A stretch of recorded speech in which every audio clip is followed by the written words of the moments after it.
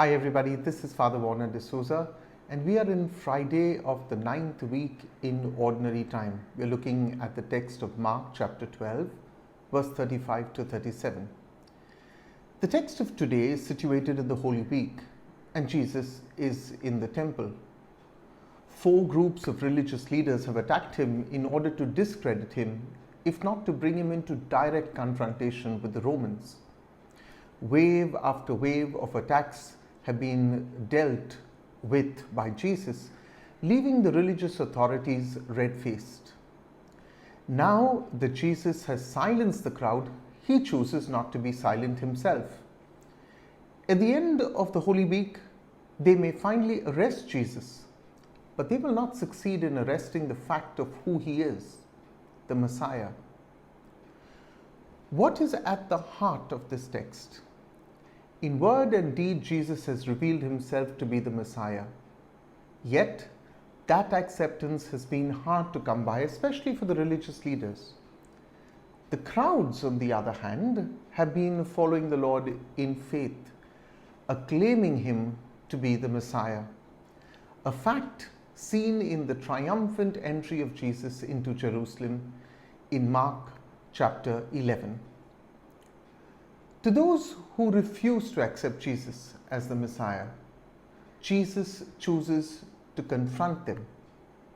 These skeptics may not finally accept the Lord, but Jesus decides that it is time to challenge their thinking of him. In Matthew chapter 22, verse 42, Jesus asked the Pharisees, what do they think of the Messiah? Whose son is he? They replied that the Messiah would be the son of David. Now, since they readily admit that the Messiah would be the son of David, as revealed in the scriptures, Jesus goes to the scriptures that they are referring to in order to prove a point. Quoting Psalm 110, verse 1, Jesus asked the scribes to revisit the text on David, who, prompted by the Holy Spirit, declared that my Lord Yahweh said to my Lord Adonai, sit at my right hand until I put your enemies under your feet. The Jews claimed that the Messiah would be the son of David. Yet David acknowledges the Messiah, Adonai, to be David's Lord. How then can one who acknowledges another to be his Lord be also his son, since the Jews claimed the Messiah to be the son of David? You see, the absurdity of the position that the Jews held on is now laid completely bare.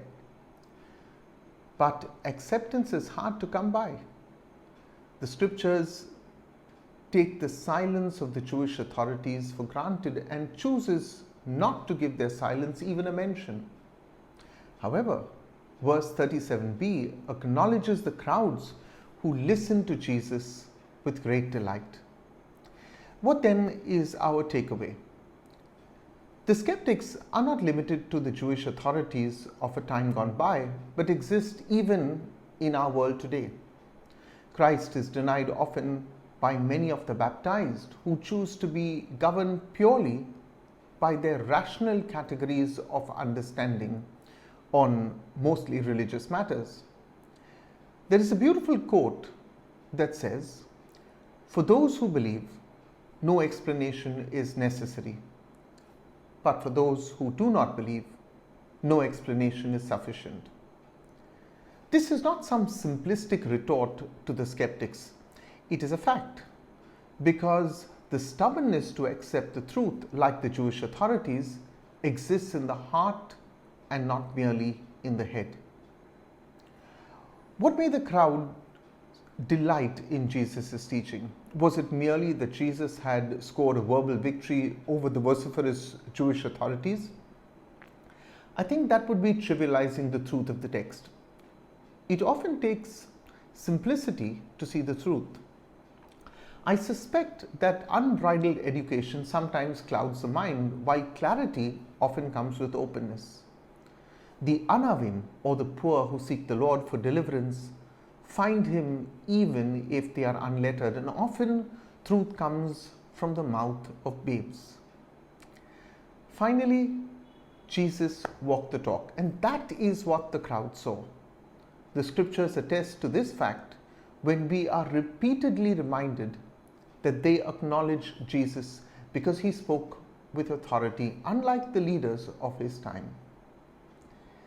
My dear friends, if you like these videos, then please subscribe to this channel. And if you'd like to read the text form of this blog, you could go to my blog, which is Potty Padre, that's POTTYPADRE.com. Have a blessed day, everyone.